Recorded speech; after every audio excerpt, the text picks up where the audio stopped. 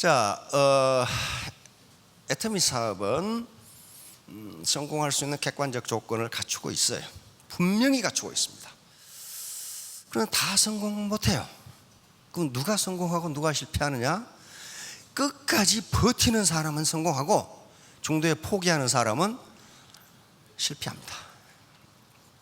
요즘 TV 광고도 나오죠? 성공의 반대는 실패가 아니라 포기이다. TV 광고 좀 자세하게 보세요. 그 계속 나와있죠. 포기가 성공의 반대예요. 자, 그럼 PPT를 보면서 하나하나 좀 설명하도록 하겠습니다. 빅비즈니스입니다. 이거요, 어떻게 월 소득이 5천만 원인 비즈니스가 스몰 비즈니스입니까? 빅 비즈니스예요. 빅 비즈니스에서 성공하려면 그에 상응하는 기회비용을 지불하지 않고는 절대 하지 못합니다. 어떻게 5천만 원이 공짜로 들어옵니까? 5천만 원이 들어올 수 있는 코스트, 기회비용, 오퍼튜니티 코스트를 지불하지 않으면 그게 안 들어와요.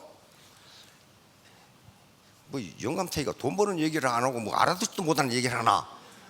기회비용이라는 게 이런 겁니다. 스카이 대학을 가기 위해서는 고등학교 때 뭘 해야 돼요? 열심히 공부해야 돼. 다시 말하면 영화관에 가고 싶은 것도 안 가고, 그게 코스트라는 거예요. 코스트. TV 보고 싶은 것도 안 보고, 연애하고 싶은 것도 연기하고, 극장에 가고 싶은 것도 연기하고. 다시 말하면 그걸 뭐라고 그래? 기회비용이라고 그래. 기회비용. 다시 말하면 스카이 대학에 들어가기 위해서는 놀고 잠자고 여행 가고 하는 기회를 포기해야 돼요. 그걸 opportunity cost라고 합니다. 모든 베네핏을 편익을 얻기 위해서는요, 반드시 기회비용을 지불해야 돼. 공짜는 없습니다. 세상에 공짜는 없어요. 그것만 알고 사업하세요. 세상에 공짜는 없다. 반드시 기회비용을 지불해야 돼.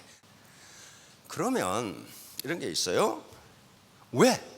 이런 환상적인 돈벌이 도구가 있는데 왜 60%가 그만둘까 하는 문제. 여러분 이제 스폰서라고 생각하시면 됩니다. 스폰서. 알겠죠? 여러분들이 파트너를 리크루팅 하는데 한 달에 그렇게 거액을 벌 수 있다는 논리적 근거가 뭐예요? 내가 다 물어봤는데 한 사람도 몰라.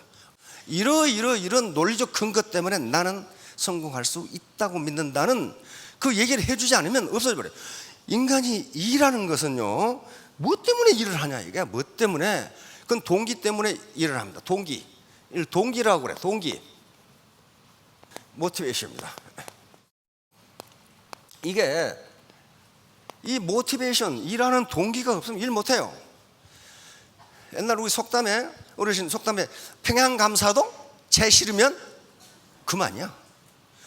5천만 원 아니라 1억을 번다 해도 내 싫으면 그만이라고. 이건 그만이에요. 누가 뭐라고 그래. 인간을 일시키는 것은 그 일을 하고자 하는 동기가 있기 때문에 해요. 동기가 없으면 안 해요. 그런데 이 동기는 두 가지로 나눠요. 두 가지로 나누는데 하나는 내적 동기라고 하는 게 내적 동기야. intrinsic motivation이라고 하는 게 있어요. 이것은 내가 하고 싶어서 하는 거예요. 일하고 싶은 마음이 내 마음에서 스스로 올라오는 거예요. 내 스스로. 내적 모티베이션이야. 우리 손자들 집에 오면은 연필하고 종이 가지고 계속 그림을 그리고 있어. 계속 무슨 그림을 그려. 누가 그리라고 그랬어요, 그거? 아니요. 내적 동기예요. 베토벤, 모차르트 부자로 살았어요? 가난하게 살았어요. 그런데 계속 가난하게 살면서 음악을, 세계 최고 음악을 작곡해냈어요. 고호 어떻게 했어요? 평생 동안 그림 하나밖에 못 팔았어. 그렇죠? 계속 그림을. 내적 모티베이션이 아니면요, 일을 오래 할 수 없어요. 내적 모티베이션은 어디서 나오느냐? 일 그 자체로부터 오는 기쁨, 내 책임감, 사명감, 의무감, 애국심. 전쟁터에서 총 들고 뛰어가, 총알이 빗발치는데 총 들고 뛰어가는 그 군인, 장병들, 뭐하러 뛰어가야고? 총맞아 죽을 거 뻔한데. 애국심이라는 것이 날 가게 만드는 거란 말이에요 지금. 그것은 내적 모티베이션은 가난이든 죽음이든 뭐 상관없어요. 그 뛰어간다고요. 뛰어가. 강도를 잡는 경찰들이 강도가 흉기를 가지고 있는데 그 잡는 건 뭐예요? 자기가 죽을 수도 있는데. 소방관들 어때요? 사명감, 책임감, 의무감, 인간의 이런 것이 없으면 그거 못해요. 따라서 이 내적 모티베이션은 매우 강하고 자발적이고 지속적이에요. 어지간하면 포기 안 해요. 이건 어지간하면 포기 안 해요. 근데 문제는 어디 있냐? 외적 모티베이션이 있어요. 외적 extrinsic motivation이라는 게 있어요. 이것은 외부에서 보상이 주어지니까 하는 거예요. 보상이 안 주어지면 안 해. 그거 안 넣는다고. 안 넣는다고. 해태민 사업을 왜 하느냐? 5천만 원 벌 수 있다고 하니까. 그것만 유일한 모티베이션이 되면은 어때요? 힘들면 안 해버려요. 안 해버려. 그것도 5천만 원 주느냐 안 줘요. 벌 것이다 그래놨어. 그렇죠? 벌 것이다 그래놨어. 근데 벌지 안 벌지 어떻게 알아? 모르잖아요. 자기 확신이 없잖아요. 신념이. 그러니까 한 3개월 하다가 꼴보기 싫으면 나타나면 그냥 내팽개치고 가버리지. 근데 자기 확신은 누가 주는 거예요? 이거 내가 이렇게 하는 게. 자기가 하고 싶어 하는 사람은, 내적 모티베이션 된 사람은 누가 지원을 해줘도 안 해도 한다고요. 외적 모티베이션은 굉장히 효과가 빨라. 예를 들면 공원에 개똥 치우면 하루에 5만 원씩 줄게. 그러면 치워요. 그렇죠? 치워. 그런데 안 주면 안 치워. 그 이튿날. 외적 모티베이션은 이게 돈이 가장 큰 거고, 돈, 그 다음에 직급, 권력, 권한, 명예, 이런 외적 모티베이션. 그러니까 그걸 바라고 이걸 하는 거예요. 돈을 바라고. 문제는 이게 허약하고 오래가지 못한다는 거예요. 금방 끝나요. 이것은. 자, 그러면 이제 어떻게 내적 모티베이션을 내가 일으킬 것이 하는 문제예요. 누가 주는 거 아닙니다. 그런데 저것은 우선 왜 이 사업이 성공할 수밖에 없는가 하는 것을 자기 스스로 확신하지 못하면 못해요.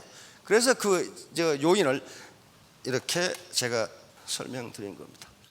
이거 찾으면은 20개도 넘어. 그런데 가장 중요하다고 생각되는 걸 제가 여기 요약해 놓은 거예요.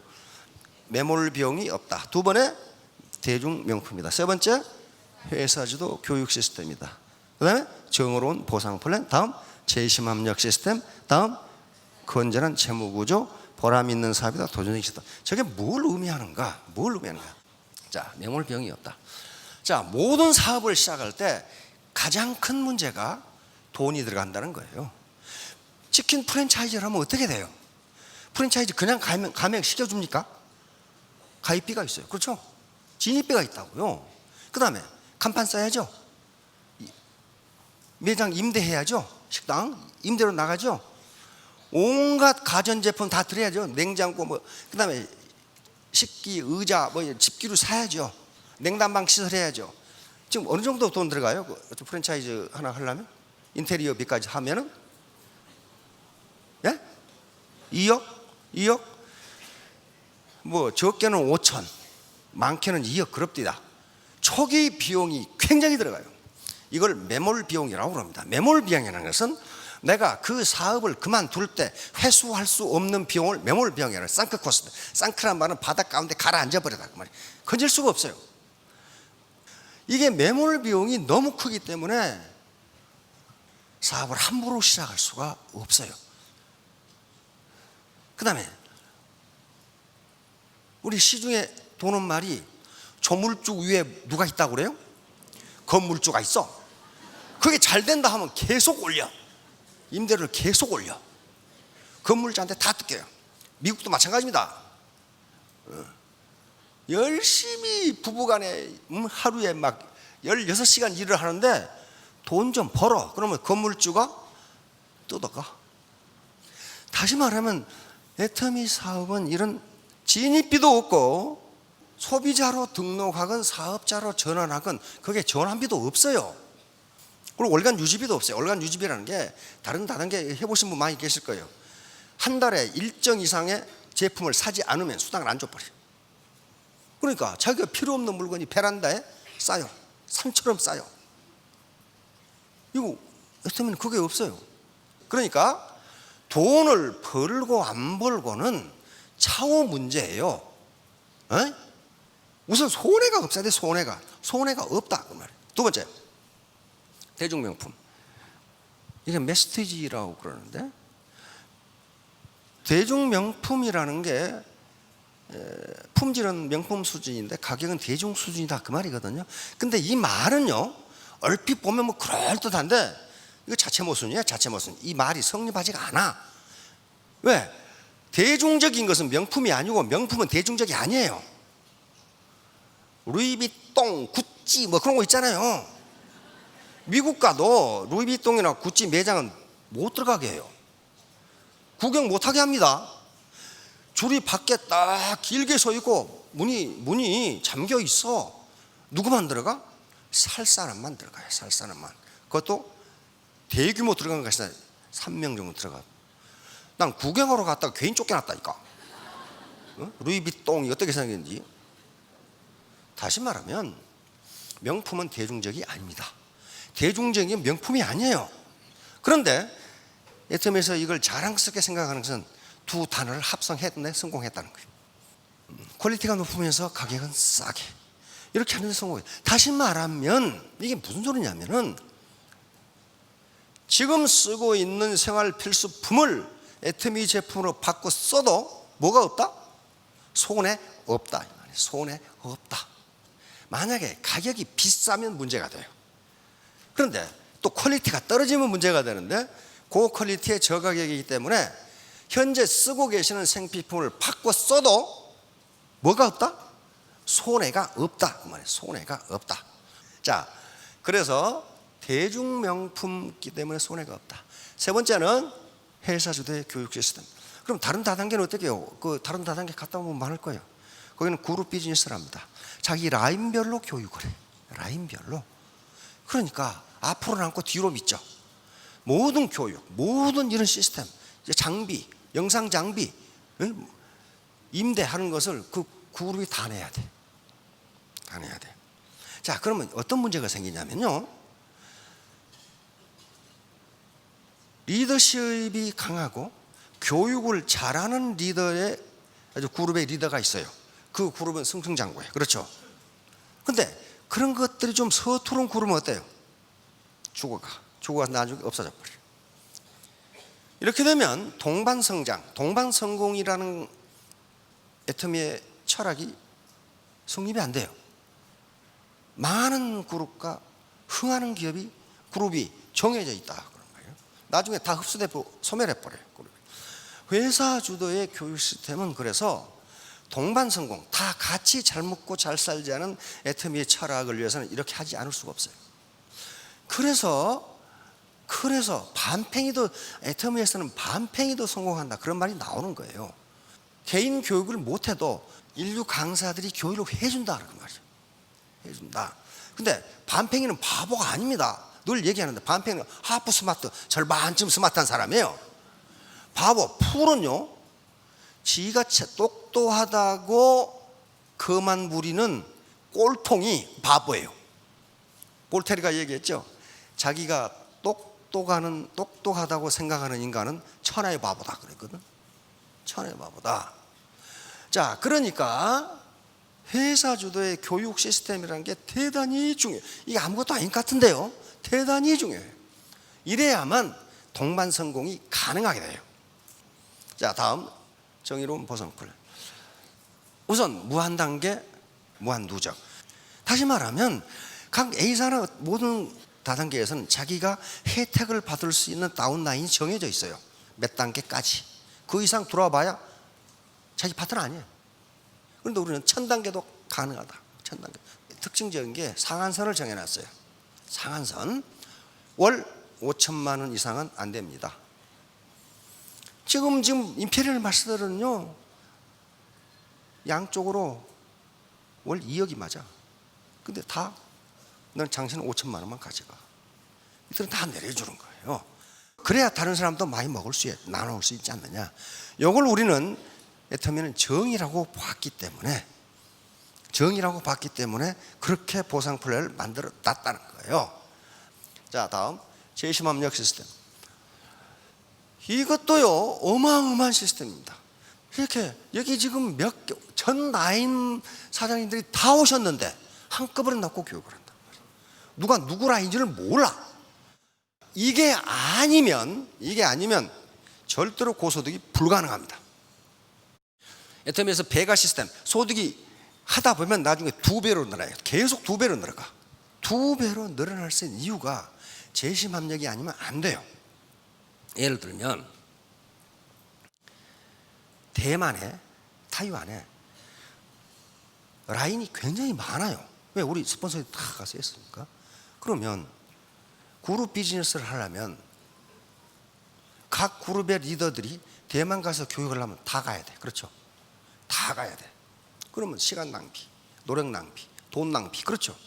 그런데 재심협력 시스템이기 때문에 자기 라인에 관계없이 리더가 한 사람이 가서 같이 교육하면 돼. 그렇죠?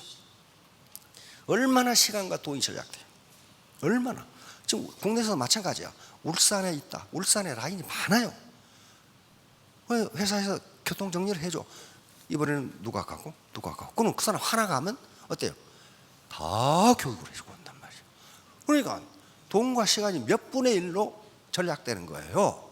그런데 이걸 왜 하라고 그러냐면 집단지성 때문에 그렇습니다. 집단지성.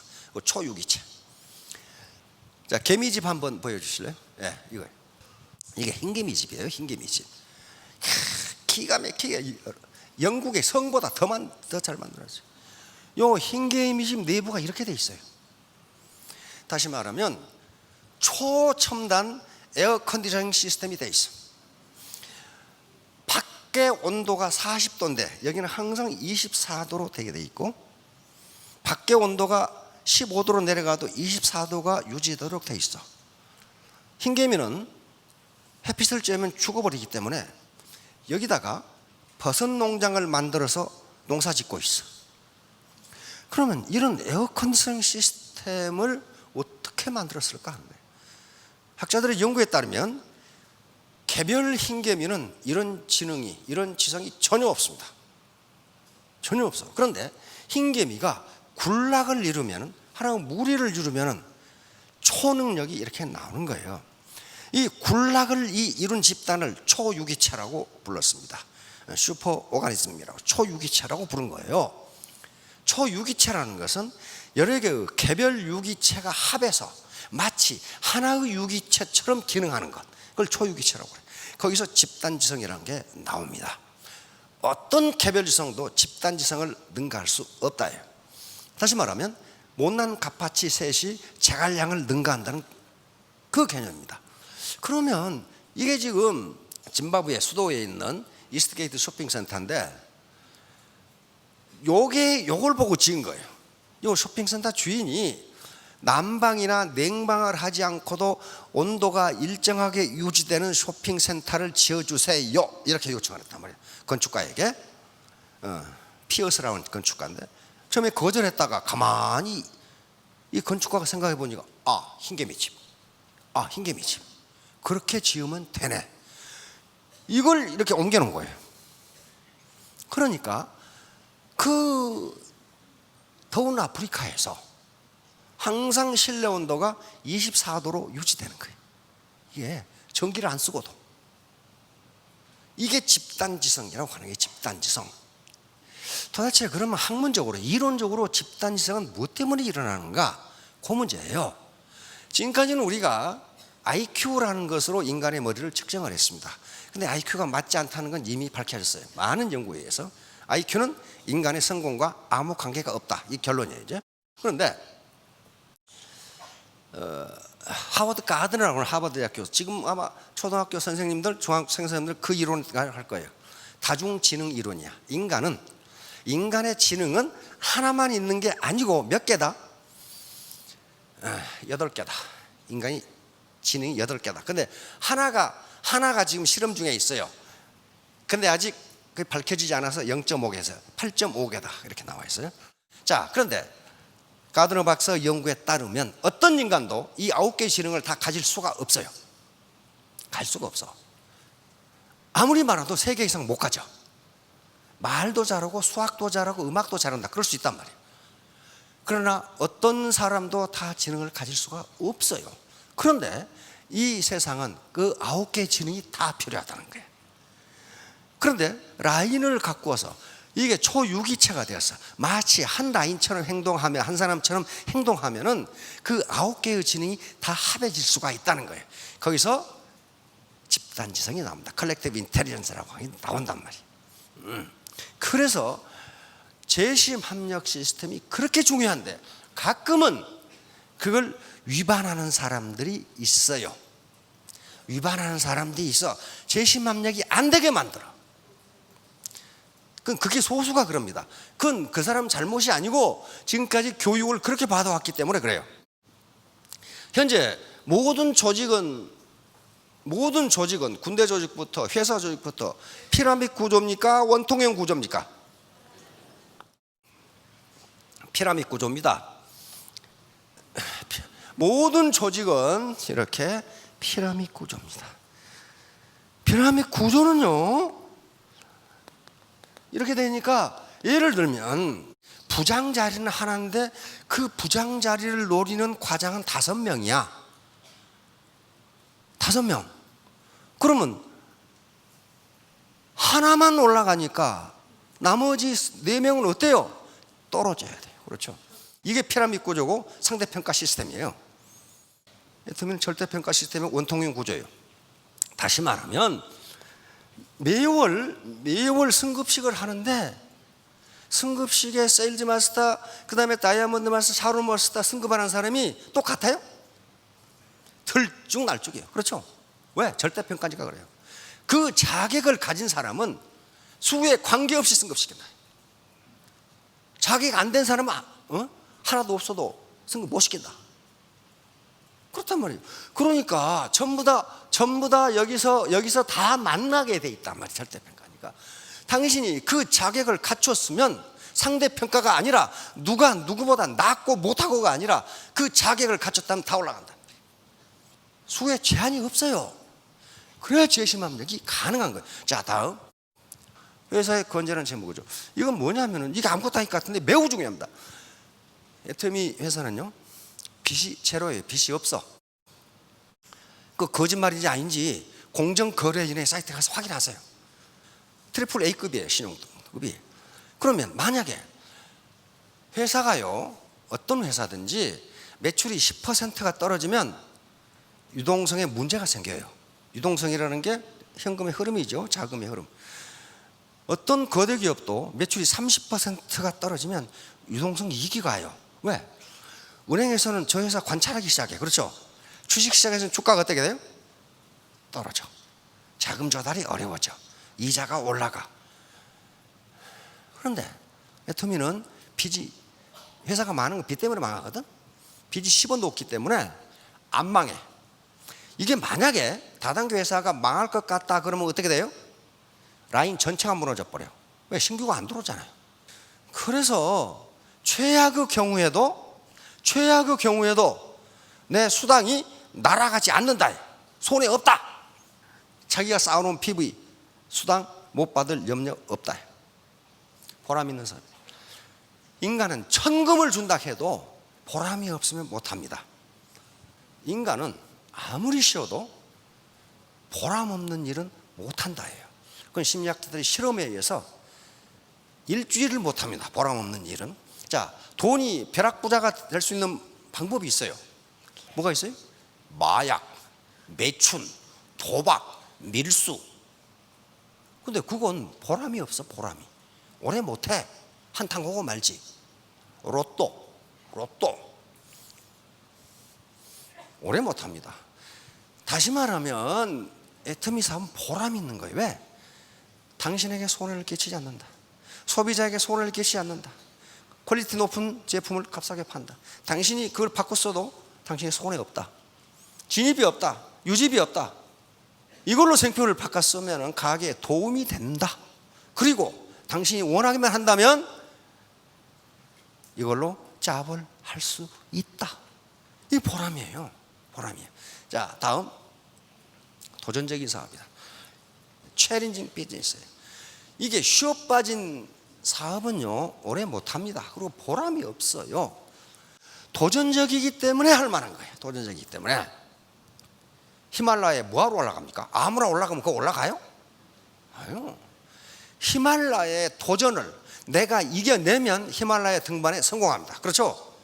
그 히말라야의 도전을 내가 극복하지 못하면 못해요. 애터미 마찬가지예요.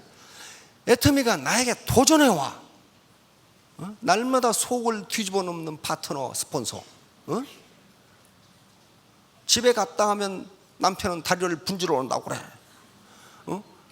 아무 생각도 없는 고모는 왜 그걸 하냐고 또 물어. 그 도전이에요, 전부 다. 그 도전을 이겨내야 된단 말이에요. 도전을 이겨내면 성공해요. 이겨내지 못하면 실패합니다. 인간은 도전적이지 않으면 못하는 걸로 돼 있어요. 일을 오래 못해. 도전적이지 않으면 그 도전을 이겨내면 성공해요. 포기하면 그걸 끝이에요. 자, 다음 이제 결론이 나옵니다. 결론. 성공의 공통분모. 엘버트 그레이라고 하는 프루덴셜 그 생명이라고 있죠. 프루덴셜 금융조합인데 미국의 금융그룹인데 이 사람이 이 그룹의 보험 외판원들의 감독자고 교육자고 설계자고 그랬어요. 이 사람이 이상한 걸 발견했어. 전부 다 영업사원들이 아주 열심히 일하는데 또 어떤 놈은 게을러 빠졌는데 왜 게을러 빠진 놈은 성공하고 열심히 일하는 놈은 성공하지 못하는가? 요게 딜레마에 빠진 거예요. 딜레마. 왜 전부 다 열심히 일하는데 그 중에 저놈은 성공할 수가 없도록 게을러 빠졌는데 그놈은 성공하고 다른 놈은 실패한다. 성공 못한다. 왜 그런가? 그래서 역사적으로 유명한 위인들의 전기를 모두 잊고 전부 컨설팅을 하면서 이것 때문이구나 발견했어요. 그게 바로 The Common Denominator of Success, 성공의 공통분모예요. 어떤 분야에서 무엇을 하건 성공하는 사람은 이게 있구나 하고 찾아낸 거예요. 자, 같이 읽어봅시다. 성공한 사람은 실패한 사람들이 하기 싫어하는 일을 하는 습관을 들여왔다. 물론 그들도 하기 싫은 건 마찬가지다. 다만 하기 싫은 마음보다 목표를 달성하는 마음이 크기 때문이다. 이게 지금 연설인데 이 연설이 나온 게 1940년이에요. 1940년대 이게 아주 센세이션을 일으키면서 그 뒤로 스티븐 코비라든가 하는 사람들이 모두 이 사람의 연설을 듣고 자기개발 서적을 쓰기 시작합니다. 그거예요. 성공하는 사람은 실패하는 사람이 하기 싫은 일을 습관적으로 한다. 물론 그들도 하기 싫다. 그러지만 내가 정해놓은 목표를 달성하고자 하는 욕망이 더 크기 때문에 그 하기 싫은 일을 하는 것이다. 그 연설에 뭐라고 되어 있냐면은 사람들은 자기가 하기 싫은 일을 하려고 할 때 오히려 가난 쪽을 택한다는 거예요. 아이고 그건 꼭 돈 많다고 행복한가? 그러면서 그걸 합리화시킨다는 거예요. 아이고 내 꼴 보기 싫은 그 인간 보느니 차라리 가난하게 살지. 연설 내용이 그게 있어요. 그런데 그건 뭐냐면은 자기가 성공을 하겠다고 하는 모티베이션이 안에서 우러나오지 않아서 그렇다 이 말이에요. 그거 하면 성공한다는 거예요. 자, 자동차왕 포드가 일찍이 다단계가 생길 줄 알고 이 명언을 해놓은 것 같아. 함께 온 것이 시작이고 Keeping together is progress. 계속 함께하는 것이 발전이고 Working together is success. 함께 하는 것이 성공이다. 어떻게 포드는 다단계를 미리 알고 이렇게 해야지. 오늘 함께 오신 분들 시작입니다. 계속 함께하면 발전이고 함께 일하면 성공입니다. 3년 5년 후에 모두 성공하시기 바랍니다. 감사합니다.